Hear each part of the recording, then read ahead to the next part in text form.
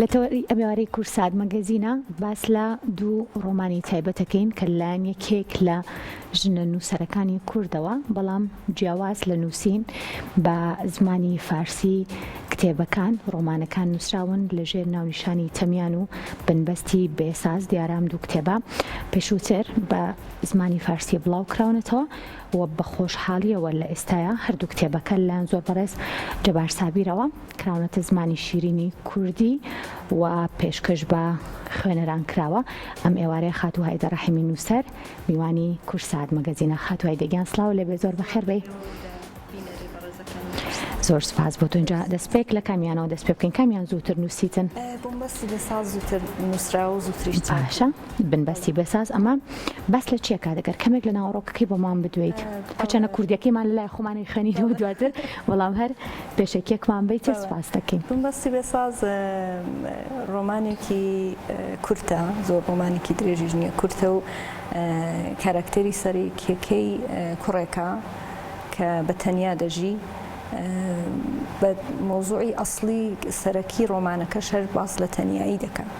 زۆرتر تەنیایی ئەو نەفەرەیە و هەڵسو و کەوتی لەگەڵ کۆمەڵگا و لەگەڵ کەسانی دەوروبەری بە تایبەت دایکی. زۆر ڕابطەیەکی جوانی لەگەڵ دایکی هەیە، هەم جوانە هەم سەیرە. لە دواییشدا باسی عیشق پێشدێ بۆ ئەو کاراکتێرە و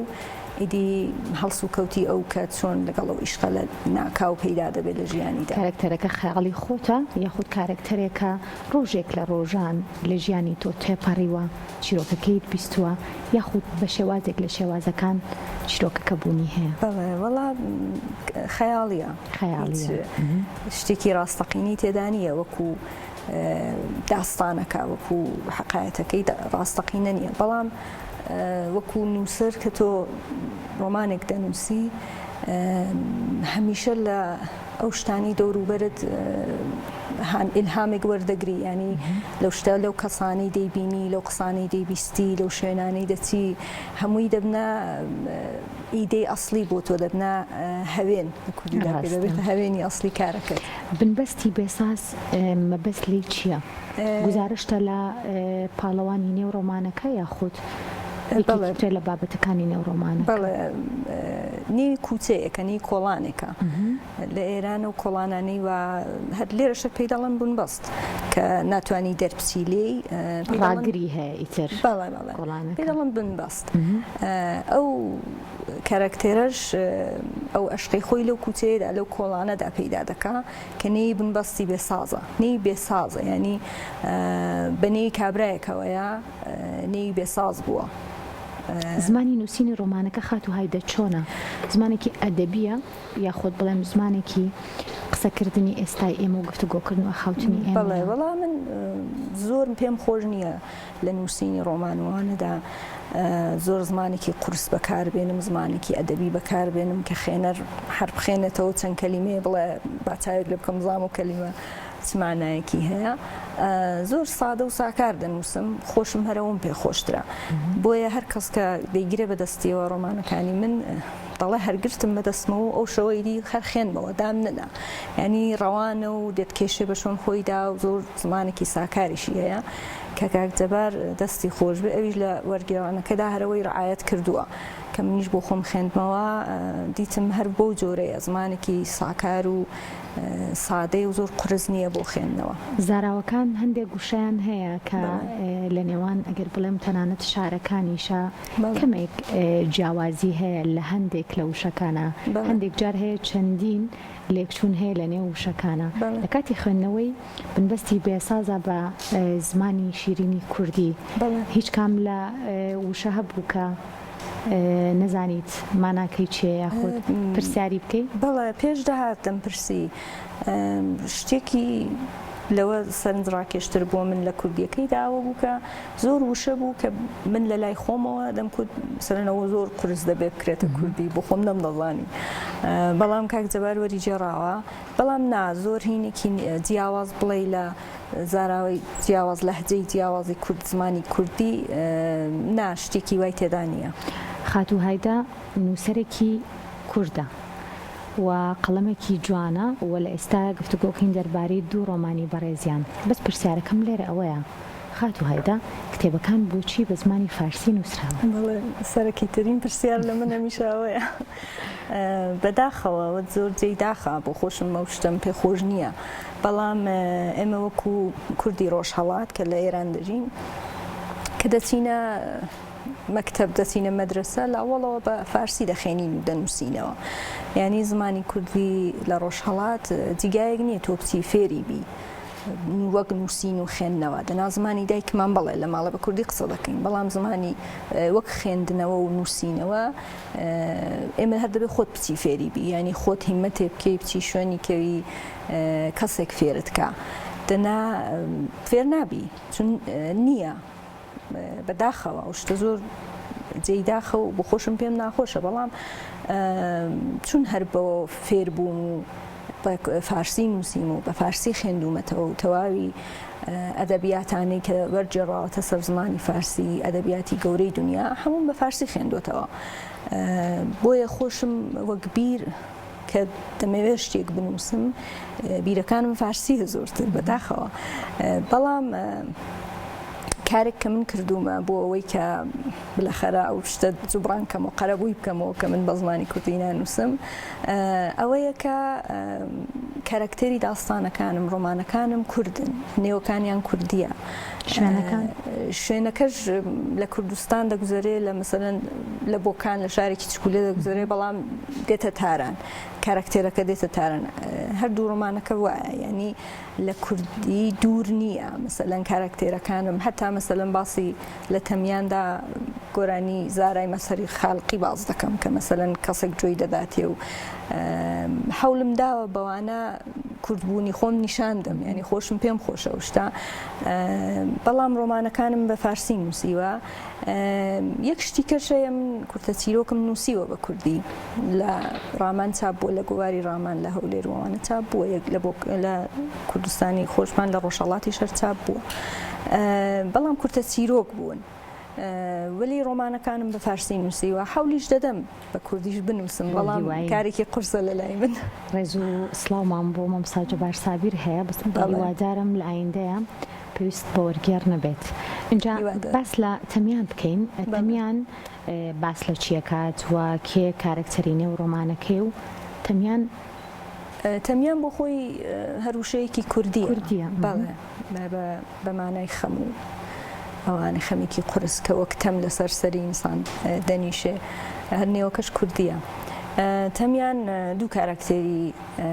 هەیە، دوو کارکتێری سەرەکی هەیە بە ناوی سۆران و ئەشکان، دوو کوڕن. شتی جیاواز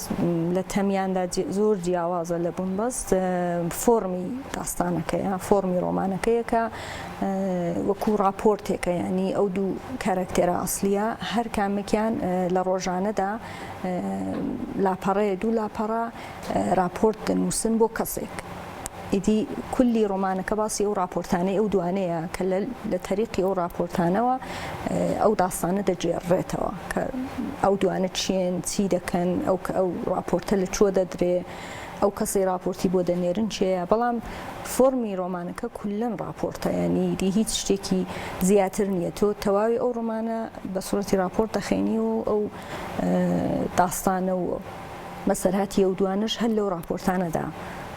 جێبەجێ دەبێ و دەبیسترێ. لە میێنانەیە بەشێک لە نووسەرانی کورد لە کەسایەتی کورد لە بڵاوکردنەوەی کتێبەکەی تۆ ئەبینم ئەوان ڕایان چیە لەسەر کتێبەکە؟ بەڵێ وەڵا دەستیان خۆش بێ، هەم ناوەندی ڕەهاند هەم کاک جەبار هەم ئەو بەڕێزانەی و ڕۆژە لەوێ ئامادە بوون، چون کتێبەکان تازە هاتوونەتە دەرێ بێت دووسێ نەفەر خوێندبوویانەوە، هەر پێشەوەی کە چاپ بێ کاک جەبار پێیدا بوون خوێندبوویانەوە، زۆر مای خۆشحاڵی بووبوون، زۆر خۆشحاڵ بووم، زۆریان پێخۆش بوو، زۆریان تاریف کرد، زۆر دڵگەرم بوون، زۆر مشتاق بوون من کاری دیکە بنووسم، زووتر کاری دیکەی من بخێنەوە و ئەوەش دەگەڕێتەوە سەر هونەری کاک جەبار بەڕاستی زۆر جوانی وەرجێڕاوە. ینی باشە لێرە وەکو ژنە کوردێک پرسیاری ئەوەم هەیە کە تۆ خۆت گزارشتەکانت هەمووی کوردین، و کوردیت بەڵام لەبەر نەزانینت یاخود بڵێم فێرنەبوونت بە زمانی کوردی بۆ خوێندنەوە و نووسین گزارشتەکانی خۆت بە فارسی کردووە هەستێکی چۆن بوو کە ئەم دوو کتێبە بە زمانی کوردی خوێنەر ئەی خوێنێتەوە یاخود بڵێم لە کاتی بڵاوکردنەوەی کتێبەکەشە هەستێکی چۆن بوو کە تو خۆت کوردی و نووسینەکانیش جارێکتر بە کوردی بڵاو بنەوە چکە ڕاستی منۆکو خۆم یەکەم جارە چاوپێکەوتنێک لەگەڵ نووسەرێکی کووردا بکەم کە خۆی کورد بێ بەڵام بە زمانێکی تر بنووسێت و کتێبەکانی لایەن کەسێکی ترەوە وەرگێڕێتە سەر زمانی کوردی بەڕاستی هەستێکی زۆر سەیر بوو لەلام ئەسڵ احساسم نەدەکریانی چاوەڕوان نەبووم ئەو هەستم تێدا پەیدا بێ کە دیتم هەوڵدار کە دیتم ڕێک وەکووە بوو کە ئیشارەشتان بۆشداد وەک ژنێک ئەو هەستم دەربڕم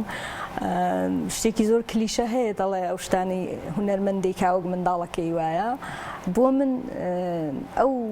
ڕۆمانانم کە بە کوردی دیت هەستم بۆ کرد کە منداڵێکم بوو گوم بووە و ئەلام پەیدام کردووە یعنی دقیق ئەو هەستم بوو ڕێک ئەوە بوو بۆ من کە بەڵێ ئەو مناڵم لێ گوم بوو پەیدا بووە زۆر زۆر جێی شانازی بوو بۆ من ئەوەڵ دوایەوەش زۆری پێ خۆشحاڵ بووم کە بە زمانی دایکی خۆم ئەو شتانی نووسیمە ئەو شانەم ئەو خولیانم و خەیاڵانم هەمووی بۆتە کوردی زۆر لەلام خۆشەویست بوو ئەم دوو ڕۆمانە بێگومانم کە هەر یەکەیان وەکو مناڵێکی خۆچن و خۆشەویستێکی خۆچن جاگەر پێت بڵێم یەک تۆزیمان بۆ بخوێنیتەوە کامیان خوێنیتەوە وەڵام هەردووکیانم پێ خۆشە ئێوە ئینتخابیکەن کامیان لەبەرەوەی ئەمان دێرینترە هەستەکەم ئەمەیان لەوانەیە فارسی بخێنمەوە یا بە کوردی لەشتانم بخێنمەوە بەڵام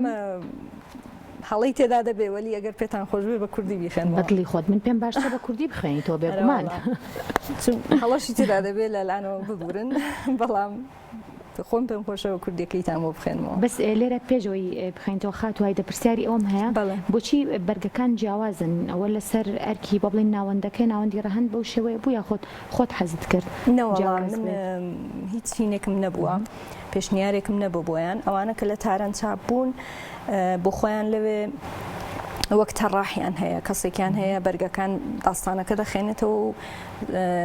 بەرداشتی خۆی ئەو بیرۆکەی کە دروست دەبێت بۆی بۆ عنوانی تەڕاح لەو شتێکە خوێندوویەتەوە بەرگێکی بۆ لێ دەدا یعنی عەکسی ئامادە نییە وەلی لێرە کە لێیانداوە لە ناوەندی ڕەهەند ئەوانە وێنەن ینی بۆ خۆیان گەڕاون وێنەیەکیان پەیدا کردووە و دایانناوە من هیچ چینێکم تێیدا نەبووە پێ جوان بوو جوانن بە هینەکە دەخوا بە ڕۆمانەکە دەخوا بەڵام ناوەڕۆکەکە بەڵێ بە ناوەڕۆکی داستانەکە دەخۆن و پێشم جوانە دەستخۆش اینجا بە زمانی کوردی بزانین کام بەشیمان بۆ خوێنیتەوە وەڵا ئەو بەشەیم پێخۆشە و کاراکتێرە کوتم ڕابطەیەکی جوانی لەگەڵ دایکی هەیە زۆر تایبەتە لێرەدا باسی خۆی و دایکێتی کە ئەو بەشە پێم خۆشە بەشان بخێن فەرمو ئێمە تەنها یەک ئالبۆممان هەبوو و لەوێدا تەنها وێنەی من و دایکم هەبوو هەموو ساڵێک ڕۆژی هاتنە دنیام کە بیستی گەڵاڕێزانە دەیبردم بۆ وێنەگر و وێنەیەکی لە من و وێنەیەکی دووقۆڵیمان دەگرت دایکم لە هەموو وێنەکاندا جوانە لە سێوێنەی یەکەمدا تا تەمەنی 3 ساڵی من هەردووکمان پێدەکەنین وەک دوو مرۆڤی خۆشحاڵ و ڕازی لە وێنەی چوارم بەولاوە تەنها من پێدەکەنم وەک بڵێ دایکم لە جێیەک لە تەمەنی 3 ساڵی من پێکەنینەکەی بەجێهێشت لە وێنەکانی تردا دایکم بە جۆرێک سەیری کامێرا دەکات وەک بڵێ ئەوەی تۆڵە لە وێنەگرەکە بکاتەوە لە وێنەی 18ەم بەدواوە من تەنیا دانیشتوم و پێناکەنم تەنها سەیری کامێراکە دەکەم و چاوەڕێ دەکەم تا وێنەکەم تۆمار بکرێ هەموو ساڵێک دەڕۆم و بەڕاهاتنی هەمیشەیی وێنەیەک دەگرم زیاتر حەزم لە فیلمگرتنە لەبەر ئەوەی دەنگ و جوڵەی هەیە بەڵام بەهای وێنە زیاترە لەبەر ئەوەی تۆمارکردنی چرکەیەکە چرکەکان هەمیشە گرنگترن ئەو شەوە دایکم تا کۆتایی سەیری ئالبۆمەکەی کرد و هیچی نەوت جگەرەی کێشا و دووبارە لە هەوڵەوە تا کۆتایی سەیری کرد هەنگێ زۆر کتوپڕ لی پرسییم من دایکێکی باش بووم ڕاستڵەکەم نەمدەزانی چی بڵم بێگومان کە دایکێکی باش بوو لەبەر ئەوەی منی خۆش دەویست نەی دەتوانی لەوە باشتر بێت کاتێک بینی درەنگ وەڵاممدایەوە وتی دەزانم باش نەبووم بەڵام هەرچیەکم زانی ئەمە بوو تۆ تێناگەی تەنیابوونی ژنێک و ژیان لە مەملەکەتە واتای چییە ڕەنگە چەند ساڵێکی تر تێبگەی چی دەڵم من تا ئەو شوێنە توانیم جەنگام ئیتر ماندوو بووم حەز دەکەم تەنها بنوم و هەڵنەستمەوە حەزم دەکرد لە ئامێزی بگرم و بڵێم تۆ باشترین دایکی دنیایت لەگەڵ هیچ دایکێکی تر ناتگۆڕمەوە بەڵام هیچم نەوت تەنها چووم و چایەکم بۆ خۆمان تێکرد دانیشتم لە پەنایەوە و دووبارە پێکەوە سەیری ئالبۆمەکەمان کرد بێسەکانە خۆش بێ و خامە تەرجام بێ و کوردیەکەش زۆر باشە زۆرم خوێندوتەوە کوردی دەخوێنمەوە بەردەوام بەڵام نووسین کارێکی قورسە زەحمەت و قورسە کاری ئایندە چییە بێت هەر نووسینی ڕۆمانێک ترە بەدەستەوە یاخود چیرۆکێکیان بەڵێ ئەلان ڕۆمانی سێومم دەنووسم ئەو زۆر جیاوازە لەوانە کارکتەری سەرەکەکەی ژنێکە ئەوەی بخۆی زۆر جیاوازە هێشتا تەواو نەکردووە بەڵام لە ماوەی چەند مانگی داهاتوودا تەواو دەبێت کاریگەری ئەم چەند مانگەی داهاتووت لەسەر کۆتایی ڕۆمانەکە کاریگەریانە بێت واتە ژیانکردنی خۆت ئەم چەند مانگە تا تەواو دەبێت واتە کۆتایی یەکت بۆ ڕۆمانەکە داناوە یاخود کۆتاییت بۆ دانە ناگۆڕێت بڕواناکەم بگۆڕێت چون من پێشەوەی دەست پێ بکەم بە نووسین کۆتاییەکە دەزانم کەم وایە بگۆڕێ لەو دوانەدا نەگۆڕاون دەمزانی چی دەبێت لەوەشدا دەزانم چی دەبێت ڕەنگە بشگۆڕێ زۆر شتێک نییە کە تاکید بکەی لە ئەوڵەوە بڵێ هەر ئەوە دەبێت ڕەنگە بشگۆڕێ ئەمجارش بە فارسی نووسیت یاخود بە زمانی شیرین فارسیش دەنووسم بە کوردی زۆر باشە بۆ هیوایم لە ئایندەیە هەوڵێکی باش بێت بۆ فێربوونی نووسینیش بە هەمان شێوە و ئینشاڵڵا وەکو ئەمەژەم پێکرد سوپاس بۆ مۆمسا جەبار بەڵام بۆ هیوایم کە تر پێویستت بە کاری وەرگێڕان نەبێت سوپاس بۆ خات و هایدە ڕەحیمی نووسەر کە ئەمڕۆ میوانی کورسات مەگەزین بووی دووبارە بەخێر بێت